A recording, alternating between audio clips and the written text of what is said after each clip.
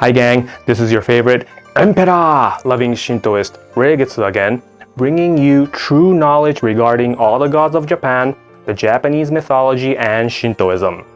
Today, I answer the questions of: is premarital sex prohibited? What position in particular is not recommended? And what sexual orientations are rejected in Shinto? Also, I will explain what shrines are symbolically. This one is gonna be a shocker for all of you, guaranteed. Let's get right to it. Premarital sex is not prohibited in Shinto. Remember, sex is not something considered dirty in Shintoism. You can make love all you want as long as you aren't harming anybody. Of course, there are still Shintoists who believe it's always better getting married first before having sexual relationship.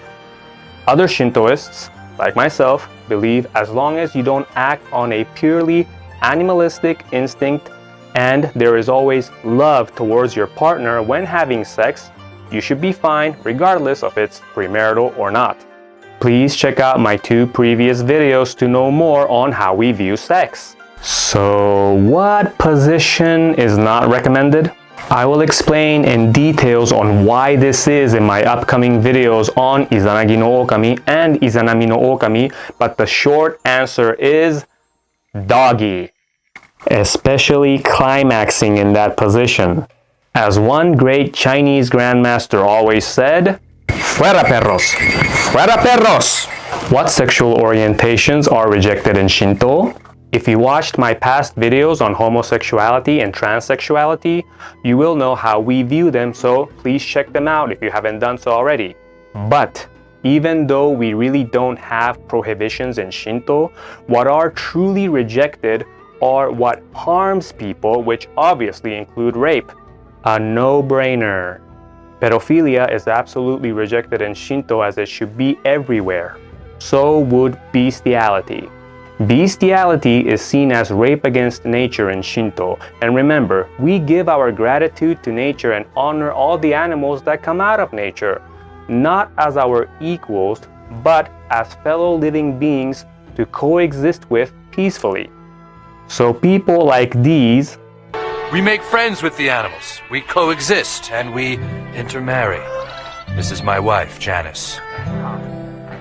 The outside world looks down on a man marrying a llama, but our love knows no boundaries. I think it was when I was 13 or 14 years old. I made my first experiences with the family dog. Are not taken kindly by us. If there is a taboo in Shintoism, it will be the following: incest sex. This is so strongly rejected that, according to my master, it's even written in one special norito which condemns it. Many of you who are watching this, who might know a thing or two about the Japanese mythology, might say, well, what about Izanagi no Okami and Izanami no Okami? Weren't they siblings? I will answer all of that in their episodes. Now for the explanation of what shrines are in a more profound sense. The answer is women's reproductive system. What? What the You heard me. A shrine is supposed to be a woman herself. The ancient shrines especially were all constructed in places called energy spots or ryuketsu, the dragon hole. And these places are found in places in nature that look very similar to the woman part.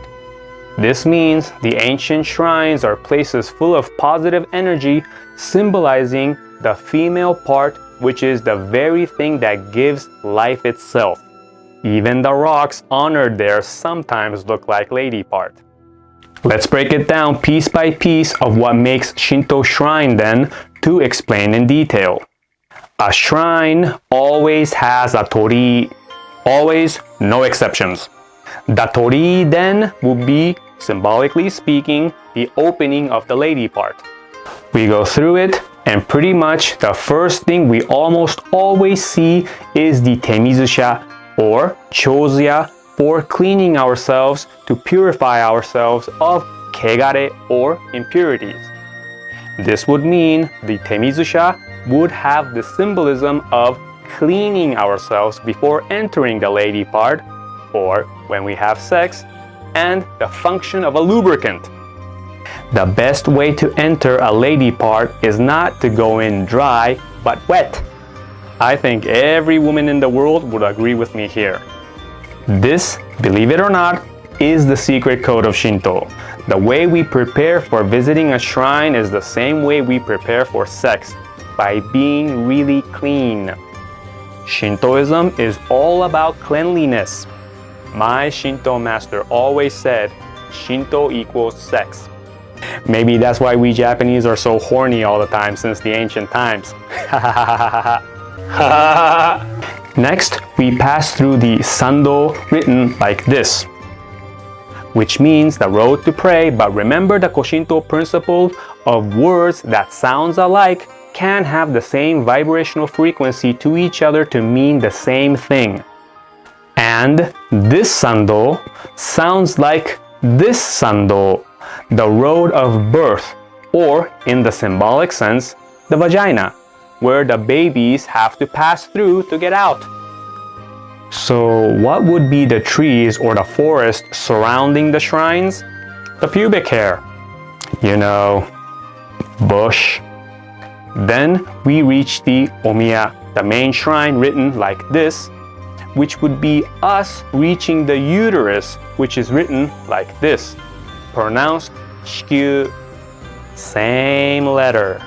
If we want to get closer to the gods who reside in the omiya, then we can enter deeper and deeper as we go inside the omiya or the haiden to perform the ritual of gokito. Please check out my past video to know what this is. After giving our gratitude in the haiden, what we should always do is give thanks to the mini shrines around it called sessha or masha or setsumatsha, which would obviously be the ovaries. Oh, my ovaries. Shinboku, that one big giant divine tree which is covered in shimenawa, which is almost all the time the only tree we see inside the shrine, would be, how should I call it? Let's just say Pig Venus, like the former bassist of the band Mushroom Head. So, if the entire shrine is the representation of the lady part, the yin energy, then what does that make us who enter the shrine? Hint, we will be that one little thing going inside and moving all around the shrine, going to the deepest part and coming out different than when we entered. You got it. We, the people who go to give thanks, will be the representation of sperms, the yang energy. We even have a ritual called Ohyakudo Mairi, which consists of, depending on the shrine, going in and out of the shrine through the sando 100 times, which would be the equivalent of, the piston movement, or going up and down the mountain or the hill inside the shrine 100 times in a circular motion, which will be similar to one of the ways to stimulate the clitoris. Ohyakudo Mairi is something we do when we really need the help of the gods immediately in emergency cases. When one has done a complete shrine visit the correct way and not therefore only taking pictures, please check out my past video on how to correctly pray in a Shinto shrine to know more. One feels great, like he or she just had a spiritual orgasm through the union of the spiritual and the physical, or with gods and men. A similar ecstasy we feel once we finish having sex with someone we truly love and experiencing that powerful union between the yin and the yang energy. The visiting of the Shinto shrine from a serious perspective and not the tourist perspective would be us going inside as sperms, reaching the omiya or shikyu in this case, and coming out changed with a new life, with different destiny and a different consciousness, symbolizing a new birth, like a baby. what happens in sex, right? This is the hidden Shinto secret and symbolism of visiting a shrine, I kid you not. So, if we enter a shrine which is the feminine, yin energy representation, and since the gods are honored there, that would make them and the shrines superior compared to us mere mortals. Hence, the same principle shall apply when having sex, like I have mentioned in my previous video. Men, the yang energy, has to view and treat women, the yin energy, as goddesses.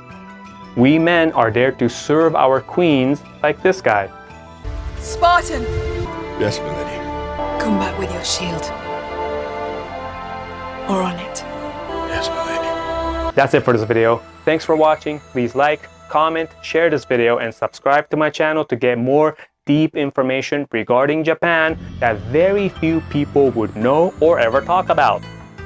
Next up, going back to the gods, the ever mysterious Kuni no Tokotachi no Kami, the first of the new generation of the Japanese gods, Kamiyo no Nanayo, so please stay tuned. As always, gang, Yasaka!